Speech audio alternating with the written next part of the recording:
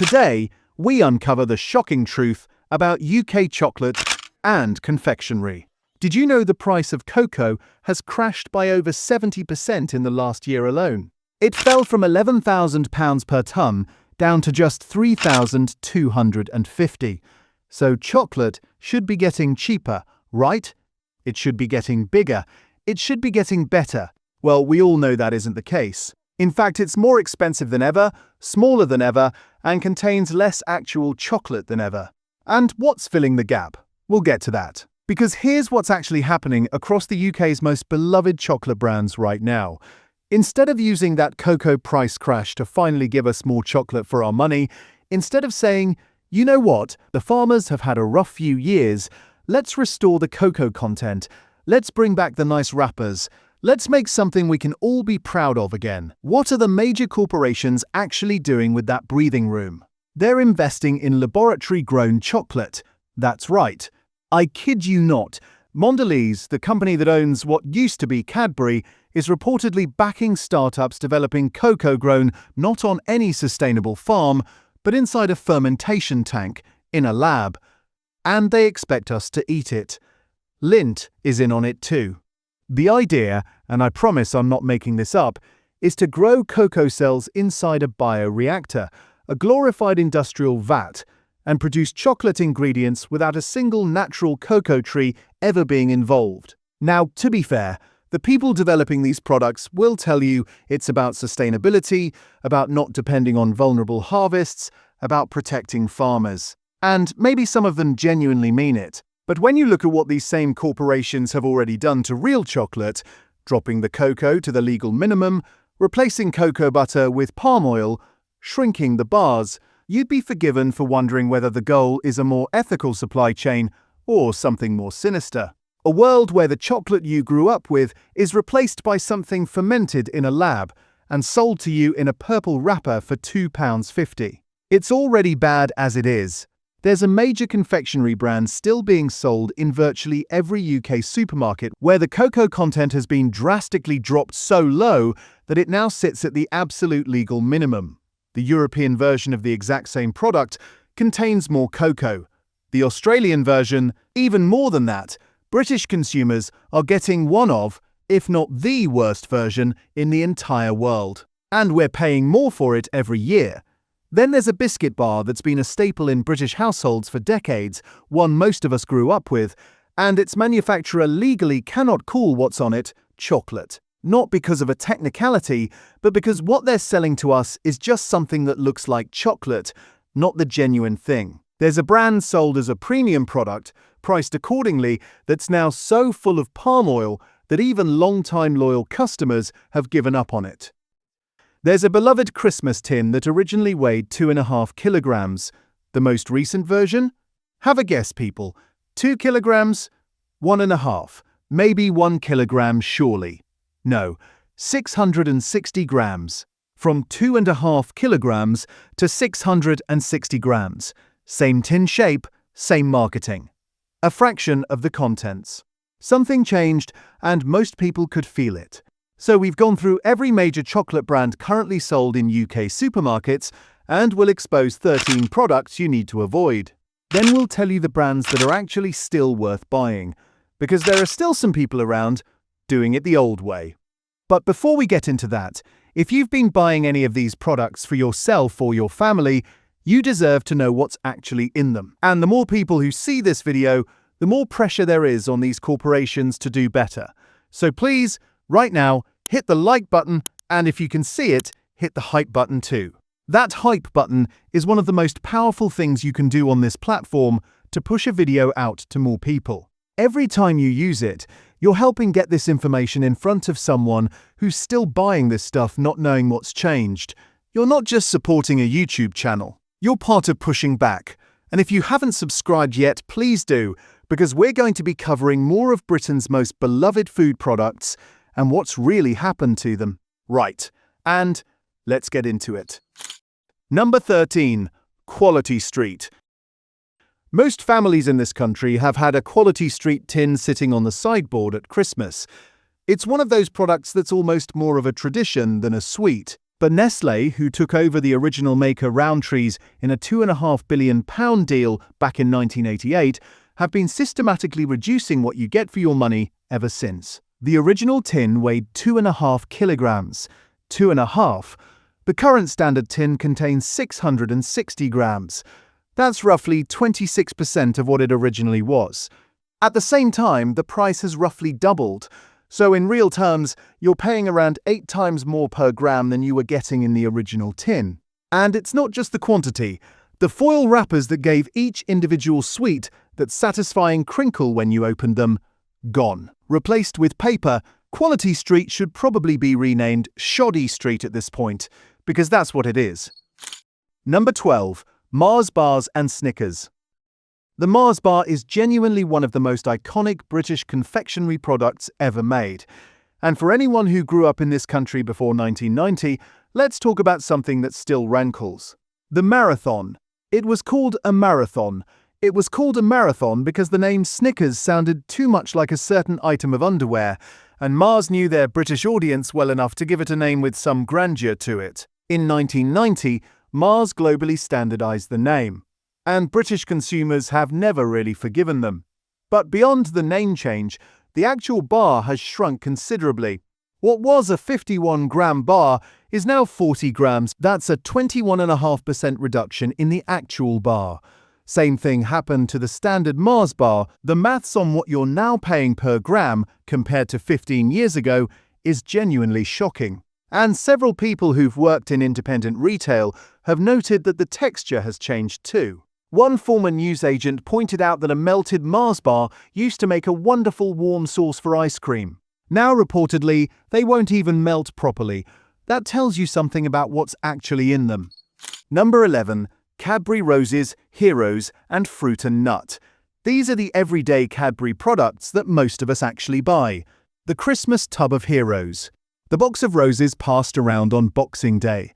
The bar of Fruit and Nut grabbed at a petrol station, and over the past decade, each of them has been changed in ways that the company never announced, and most customers only noticed slowly. The foil wrappers that kept Heroes and Roses fresh were removed in 2016. The result?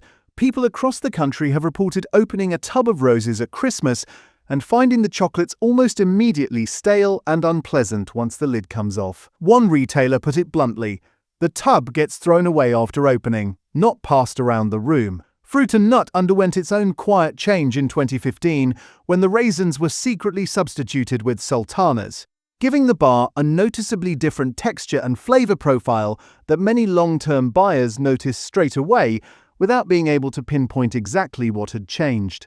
The chocolate itself tastes different. Multiple people who worked at the Bourneville factory have said so publicly. One person who spent over 2 decades working for Cadbury said plainly, "I never buy it now they've put palm oil in it." Number 10. Cadbury Flake and the 99. The Flake is one of the most distinctive chocolate bars ever made.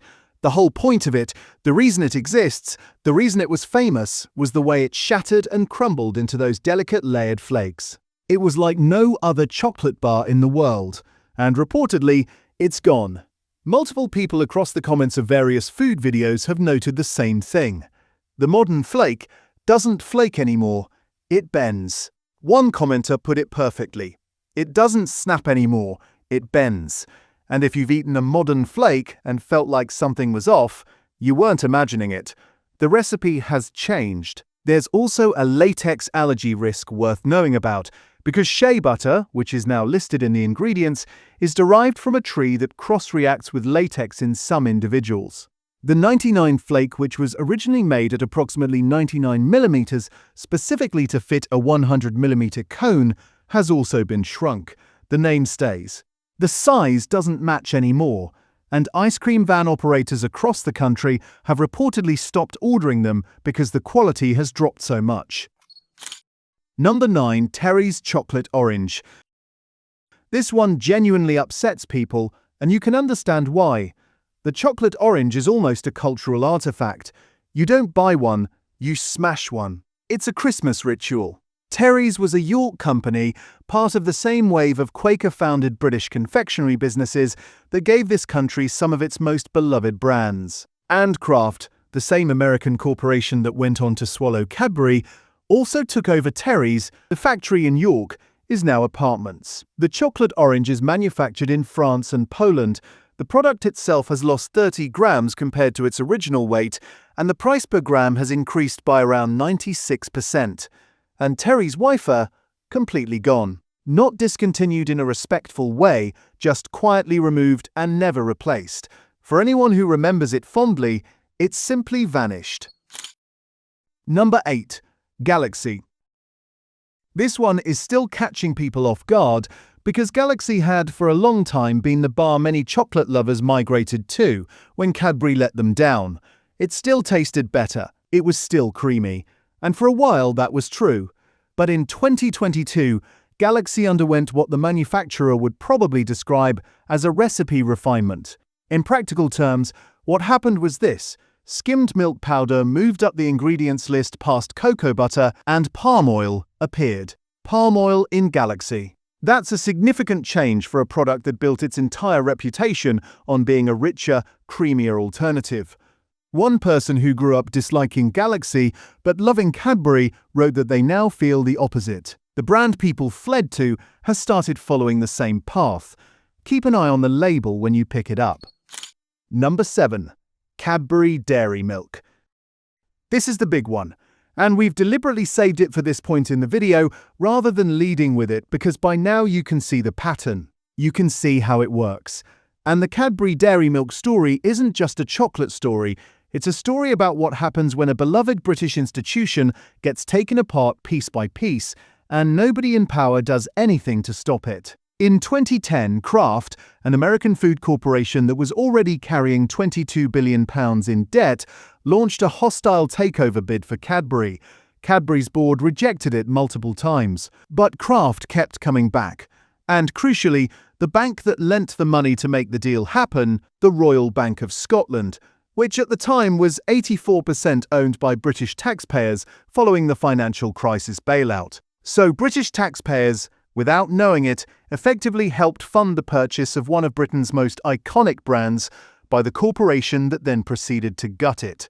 Kraft made explicit promises to members of Parliament: no factory closures, no recipe changes. The Keynsham factory in Somerset, employing 500 people, closed in 2011. The recipe was changed within 3 years. There was reportedly a legally binding contractual clause that the dairy milk recipe would never be changed. It was changed anyway. Here's what changed. The cocoa content in UK Cadbury Dairy Milk now sits at 20%. The EU version is 25%. The Australian version is 27%. British consumers in the country where Cadbury was founded are getting less cocoa than anywhere else in the world. The brand was also Fair Trade certified before the takeover.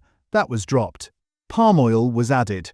The slogan was changed. It used to be a glass and a half of full cream milk in every half pound. Now it reads a glass and a half in every one. They removed the measurement. They changed what the words mean so that the promise technically still exists, but no longer means what it used to mean. Cadbury was founded by Quakers. George and Richard Cadbury built Bournville Village to house their workers. They provided healthcare, leisure facilities, education. They treated their employees as human beings. Mondelez, the company Kraft eventually became, automated production, cut staff, moved manufacturing, and extended shift patterns. The two philosophies couldn't be further apart. Roald Dahl went to boarding school near the Bournville factory. He and his classmates were used as taste testers by Cadbury. He was so captivated by what he saw and experienced there that it became part of the inspiration for Charlie and the Chocolate Factory. The most famous fictional chocolate factory in the world was inspired by a real one. And now Bournville no longer even smells of chocolate. The aroma that used to drift through the streets of that village for generations is gone. In 2025, the cocoa content was reportedly dropped again, from 23% down to 20%. And in 2024, after 170 years of continuous holding, Cadbury lost the royal warrant. Held since 1854. Gone. Number 6. Fry's Turkish Delight and Fry's Chocolate Cream. Fry's is another name with deep roots. Joseph Fry's company was one of the original British chocolate makers, predating even Cadbury. Another Quaker-founded business with genuine heritage. Like Rowntree's, like Cadbury, it was eventually absorbed, and Fry's products are now produced under the Cadbury brand by Mondelez. The Turkish delight has shrunk. The recipe has changed. Multiple people have described the texture as rubbery and the coating as waxy. One commenter said simply, "Took one bite and nearly threw up." The chocolate cream, once a genuinely distinct product with a fondant center that had real character, is now described by many people who remember it well as essentially unrecognizable. Palm oil is in there now, and the price has gone up. The heritage of the brand is being traded on, while the actual product that made the brand famous no longer really exists in the form people remember. If you've bought Fry's recently expecting the thing you remember from childhood, you'll understand exactly what we mean. Number 5. Green and Blacks. This one is a particular kind of betrayal because Green and Blacks was specifically the brand people switched to when they wanted to feel like they were making a better choice. Ethical sourcing. High cocoa content, fair trade certified. Premium packaging, it felt like the responsible option. And it was, for a while. But Green and Blacks was bought by Cadbury before the Kraft takeover, which means it's now owned by Mondelez. Palm oil has since appeared in the ingredients, the fair trade certification was dropped, and yet the brand is still positioned and priced as a premium ethical product. You're paying a premium price for Mondelez ownership with a different label on the front. If you've been buying it as your responsible chocolate choice, the label no longer reflects the ownership. Number 4. Toffee Crisp. Toffee Crisp is a Nestlé product, and what makes its entry on this list particularly notable is that Nestlé didn't even try to hide what happened. They publicly confirmed that the cocoa content had been reduced to the point where the coating can no longer legally be called chocolate. It is now officially labeled as chocolate flavor coating, not chocolate, flavor coating. The word chocolate has been removed from the description of the chocolate on a chocolate bar, and it's still on the shelf, still being bought by people who assume they're getting what they've always got. The bar looks the same, the wrapper looks the same, but what's on it is, by law, not chocolate. Number 3. Blue Riband. Blue Riband has been on British shelves since 1936, nearly 90 years, and exactly the same thing has happened here. The coating is now described on the packaging as chocolate-flavored coating, not chocolate. It was launched in 1936 as a chocolate biscuit. It is now technically and legally a chocolate-flavored biscuit. The brand name endures, the product it used to describe no longer exists. What's particularly striking about this one is how quietly it happened. There was no announcement, no apology. Just a label change buried in small print that most people never read. Nestlé continued to sell it under the same name, on the same shelf, for the same price, to people who assumed they were getting the same thing. That assumption is now incorrect. One person in the comments of a food video put it with real wit. They remembered buying it as a child and described what's there now as a complete stranger wearing a familiar jacket. Number 2. Penguin bars and club bars. McVitie's, which is now owned by the Turkish headquartered Playdisk Group, makes both of these, and both of them face the same legal reality as Toffee Crisp and Blue Riband. The coating on a penguin bar and the coating on a club bar cannot legally be described as chocolate.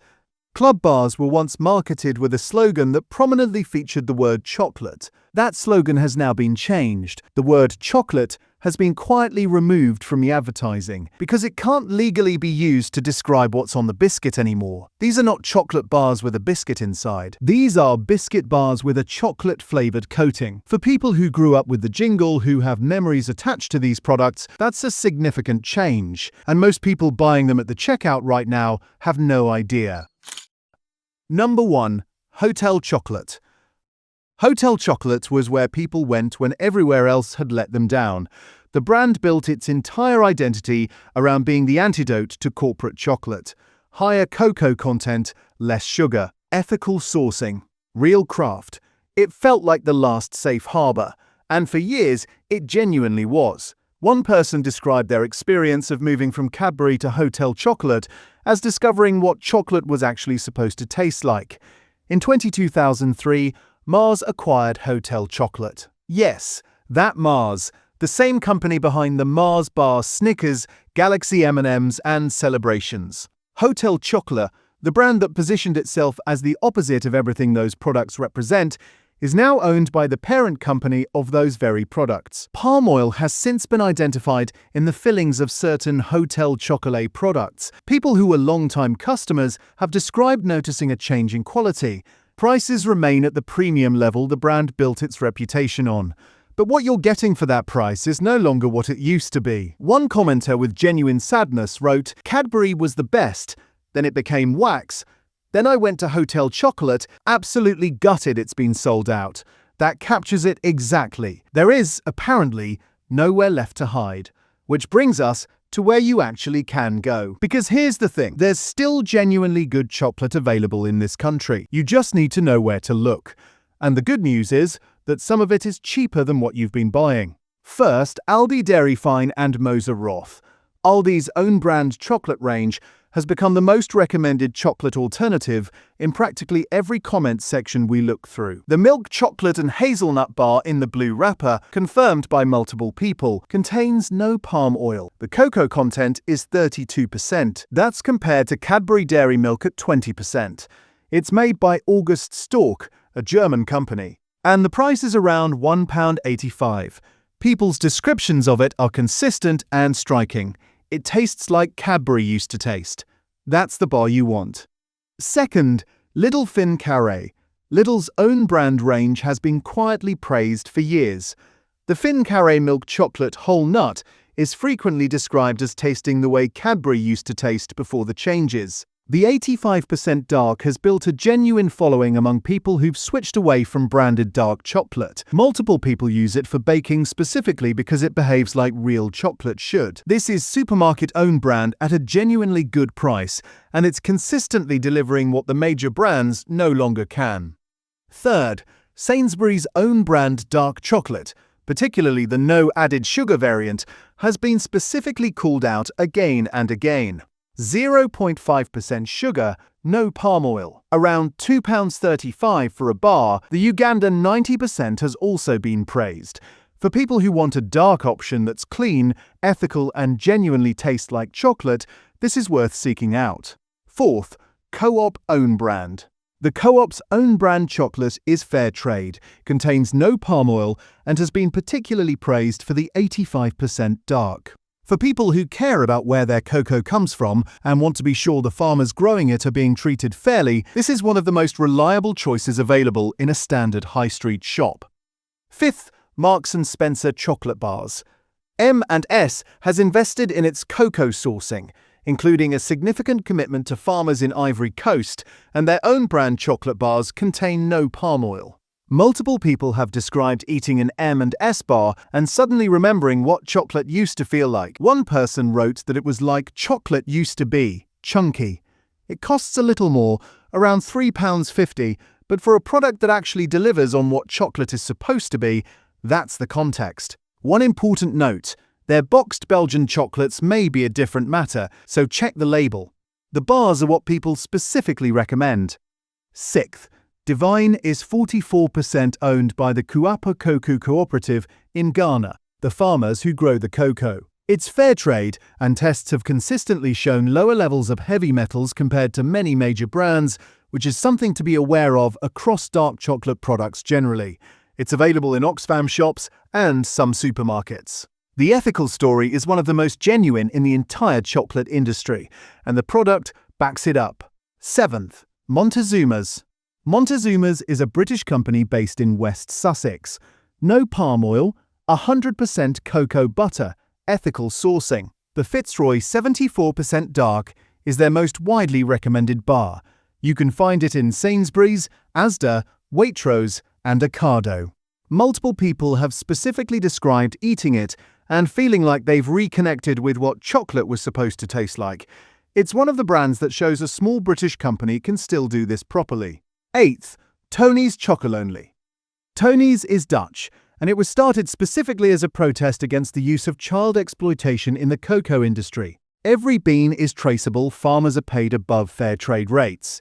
It's a B Corp. The chocolate actually tastes excellent.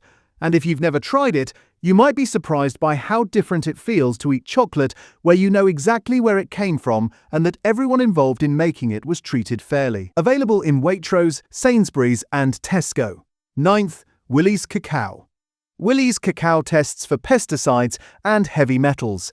It's 100% pure cacao. Several people have described eating the 100% bar as an emotional experience compared to the flat, waxy products they've been eating for years. Available online and in health food stores. It's not cheap, but it's real chocolate in a way that very few mass-market products currently are. 10th, Love Cocoa. Love Cocoa was founded by James Cadbury. Yes, that Cadbury family. A descendant of the original founders of the brand that started all of this, took a look at what Mondelez had done to his family's legacy and decided to start again. No palm oil. Ethical sourcing. The founding story is, in the context of everything we've covered today, genuinely moving. The family that built the original thing walked away from the corporate version and built something they could be proud of. That's the spirit. And the chocolate is worth trying. One quick note on a couple of others worth knowing about. Lindt solid bars are generally considered a better choice than most of what we've covered today, but Lindor products are different and do contain palm oil, so check the label carefully. Toblerone is currently palm oil free, but this is one to keep an eye on as there are indications it may be changing. And for both, always read the ingredients. That's the list. 13 brands to step away from and 10 that are actually doing the job properly. If you found this useful, please like the video and use that hype button if you've got it. It genuinely makes a difference to how many people this reaches. Leave a comment below and tell me which food you'd like us to cover next, because this is exactly the kind of investigation we're going to keep doing. Until next time, stay sharp, stay informed, and protect your plate.